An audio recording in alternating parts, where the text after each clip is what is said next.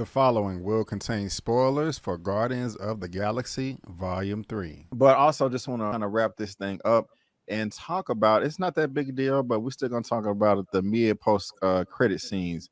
And so, Nagier, I want to come to you first this time, man. How did you feel about the conclusion of the film with them wrapping up everything, them going their separate ways, and then also the mid-credit scene and the post-credit scene? How did that work for you, if it did or didn't, sir? I guess I'm a huge Drax and I love Batista. So first off, I was like, all right, what's going to happen here? I hope the movie calls his bluff about him saying he's done with the character, but him going off to be and have his daddy do this, I'm like, oh, okay, he loves the kids. I love the kids, so cool. But I guess it was bittersweet for me, man. Again, I've said this so many times. Anybody who's watched it, I just said that, like, think back. These were a bunch of characters that no one knew about unless you were heavy in the comics. And over the years, we have grew to not only make them household names, but love these characters, love these actors, and these characters belong to them. And that's that's not a thing that we should kind of make a norm here, but it does feel like that. Like Drax will always be Batista, Palm would always be Mantis. It's just what they've done with these characters. We just loved and appreciated over the years. And I think these sort of send-offs and these new journeys and ventures that they're going on, I felt like, honestly, I was like, man, I feel like a piece of me is going with them too. Like I am absolutely curious to see what Mantis's journey is going to be like. Will we get that? I don't know. Will they give us another Disney Plus special? Maybe. I don't know, but it's not something I'm pretty confident in saying. But I guess on a positive note, to kind of see this new shaped Guardians of the Galaxy team, I'm optimistic. And I think we're back at square zero once again. A group of characters that maybe you know about, maybe you don't. And we're going to see if they're able to capture our hearts the way that the original group did. So I'm definitely optimistic. But again, it was like a bittersweet moment of like, dang, man, this has been a journey. Like, but we'll see what next. And that's just kind of where I was thinking at. And then to go back to the statement earlier with Eman, I'm looking dead at Adam Warlock right in his eyes. Now it's time for you to go off, my man. Some time has passed. So I don't want to see you out here being a dipsy blonde, just walking around like you don't know what you're doing here. And then you got little kid here. I can't think of the name. My friend actually knew what that character's name was, but that character looks pretty competent and able right now. So if that's what's happening with that, then what you up to? And we need to see, and I think another thing was kind of telling when everybody was kind of like joining in sort of solidarity and nowhere.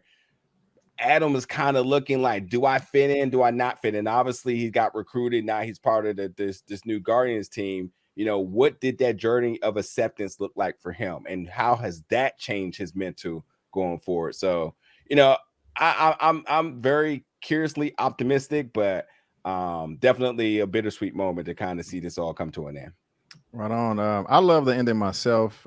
Since you brought up, I forgot Adam Warlock is there too. It was funny when Peter Quill's life was saved and everybody was hugging and he didn't know what to do. He was like, I laughed. That worked for me. But Elliot, man, also, Nagier, did the post-credit scene make sense to you, talking about the neighbor mowing the line? Was that just a joke, or was it supposed to mean something? I mean, you don't have to comment if you don't want to, but I or anybody else can. I was kind of lost there.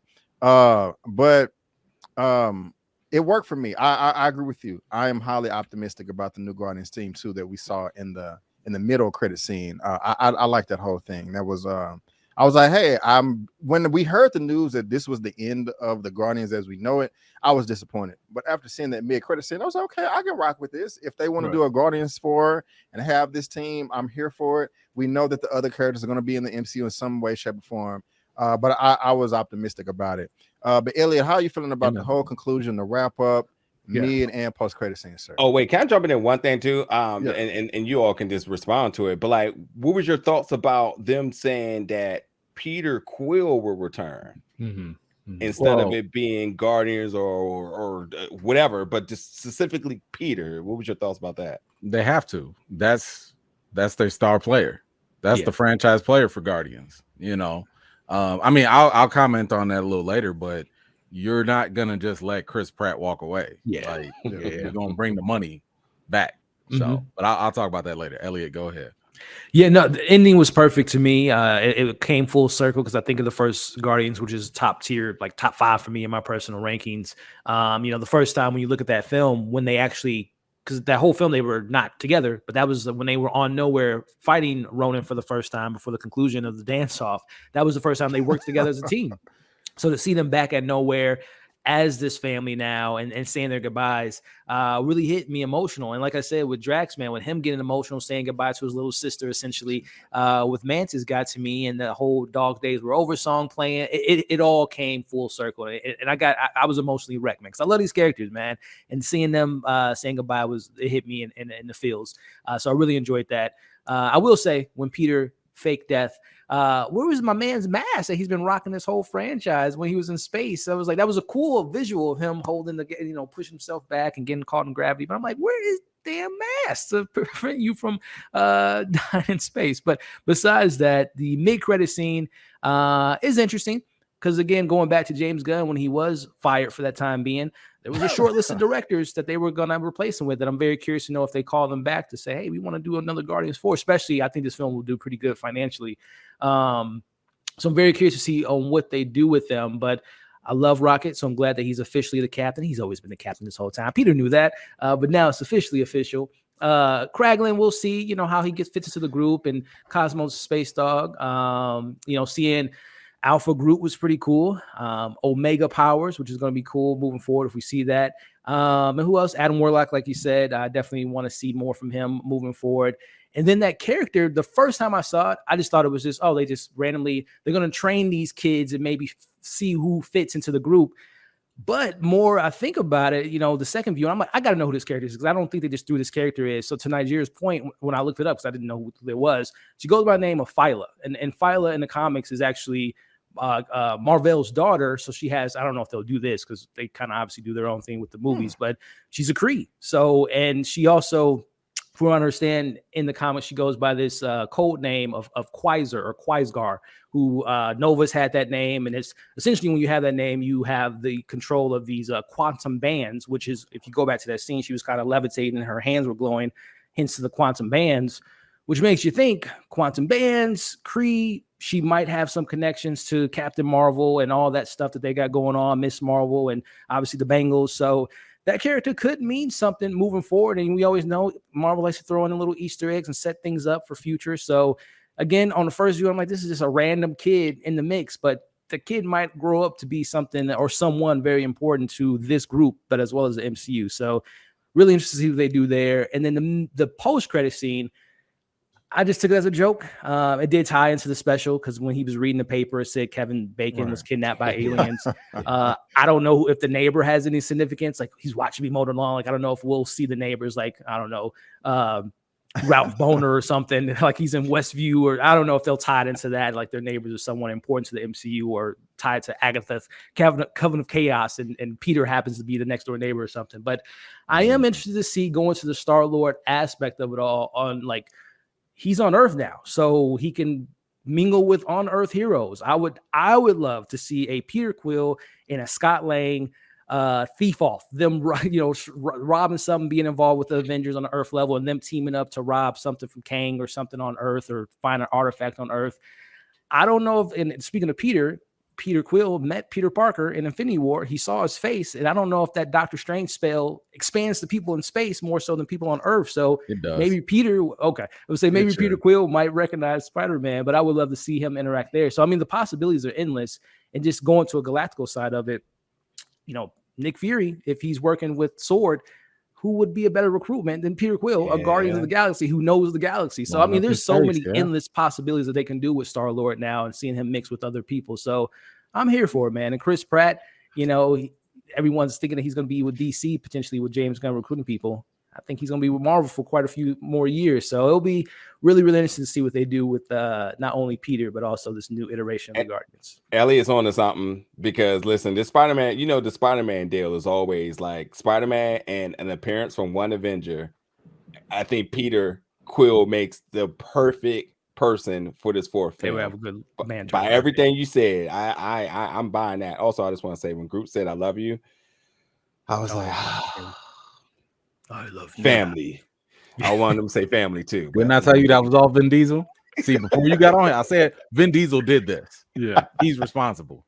One of the things before I come to Eman, family. one of the things I forgot to mention I really did like was when Rocket was about to die, when Peter was trying to save his life and he was transitioning over to the afterlife, and the otter came. It was like, yeah, you are welcome here, but not yet.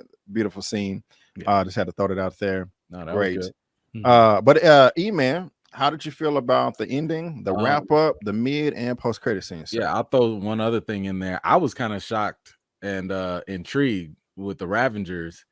They had a whole sorcerer on their team, opening up the Doctor Strange portals. I was like, oh, that's kind of cool. Anyway, that was just a little something that I thought was kind of dope. Thank you. As for the ending, I mean, look, like I said before, I thought that each character got a really good send-off, for their individual journeys and paths. I still feel like Mantis was a little bit, thrown in. It didn't feel as fully fleshed out compared to everyone else.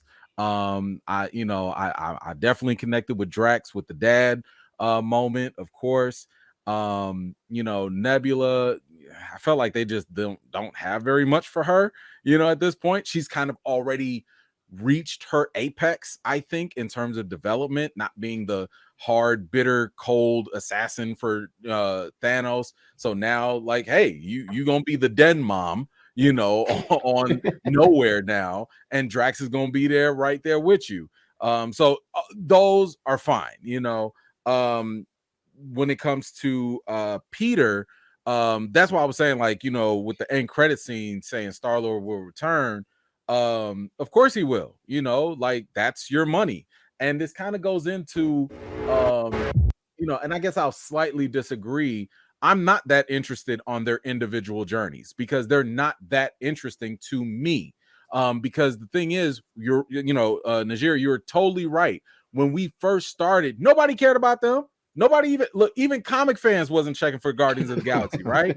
But the thing is, we started to love them, and they started to go from C-list characters to, I would say, maybe B-list, but they did that as a team, not individually. So now that we're starting all over, they're back to C, if not, I would say, D-list at this point. Because Rocket, a stupid Adam Warlock, Groot, some chick that we don't even know their name, a dog, and Little Gun. Like, I'm not rushing to the theaters for that. They're going to. I'm not saying it's going to be a flop.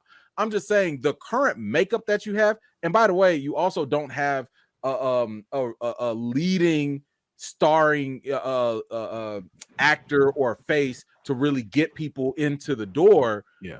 I'm not seeing that as like a blockbuster. So again, yes, they're starting at ground zero, but they're going to have a lot of legwork to do to get this new roster to the point where we even compare them to the first team. I'm willing to give them a shot, but I'm just saying right now, based off of what we know and what we've seen, y'all could go straight to streaming at this point with that roster, straight to streaming. I definitely don't need anyone else's individual journeys, to be honest, and I'm not trying to be mean. I don't care what happens with Mantis. I really don't. For what? Y'all barely gave me a full story with her in the first place. I don't have enough level of attachment to her to devote even a Disney Plus special. Y'all gonna have to sprinkle that in somewhere else.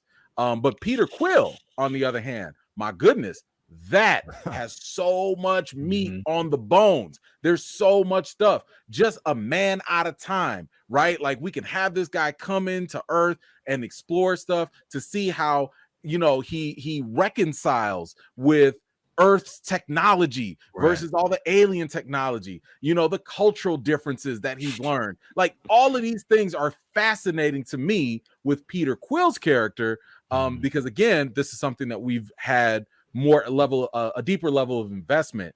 And I would say that because of the fact that, like, we grew with the team, and I think the team has been more of the draw, Peter Quill over time has elevated to probably getting close to A-list, moving from B-list to A-list character.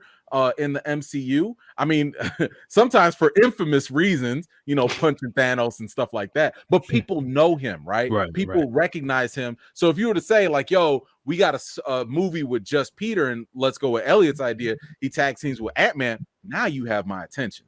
Now I'm intrigued because I want to see how these interactions work because it worked very well in Infinity War, you know, with him primarily. So for the ending, I thought it was perfect for the individual characters. The mid-credit scene, I'll say that like I was a little iffy about it. I was like, okay, that's your new roster. I don't really care about y'all, but wait a minute.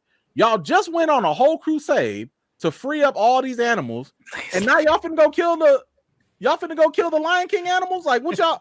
Well, yeah, because they don't care about Earth animals. They evil now. What do they do? They trying to kill the people in that planet. They look like just animals stampeding to me. I didn't see them kill nobody. What happened? Oh, they said there was like these people on here to protect us and defend them. I mean, defend themselves. Like that's what we're here for. It sounds like they need to move. They do it. If you got your little country, your village right next to a herd of buffalo, and the buffalo are stampeding to something, they're on their Mandalorian stuff where they can live next to a lake with a giant dam. Right, you know, but like at your own risk. Either way, I just thought it was kind of odd that now they about to go kill these other animals. Because here's the thing, it'd be different if they portrayed these aliens kind of like they did in Thor: Love and Thunder, right? Like the aliens that were attacking that other crew, you could tell, okay, they're creepy, they're slimy, they're bad guys. We get that. They just look like a whole bunch of wild animals. So to me, it sent conflicting messages, but whatever. You saw the Lion King. You saw the last one with Peter Quill and his grandpa. Yeah, I got a laugh out of the newspaper. Yeah. But I was wondering, like, okay, because we saw the black lady open up the door. I was like, oh, who is her son? Like, who is that? Blue Marvel? Like, who are we talking about here? Like, what's happening? You know, but that went nowhere. So I guess it was just a nothing burger. And I'm not gonna put too much hopes on that. So otherwise, everything wrapped up the way it did. I will say ultimately though, because of the way that it wrapped up and because of the way the emotions and tones of this movie were, I have I wouldn't say zero. I have little interest to revisit this movie because I've gotten everything you needed. I got my closure. I got my emotional feels out. It's kind of like Black Panther Wakanda Forever. Like, I don't want to keep going back to that. For what? Like, you said what you had to do. You know, you said what you said. You did what you did.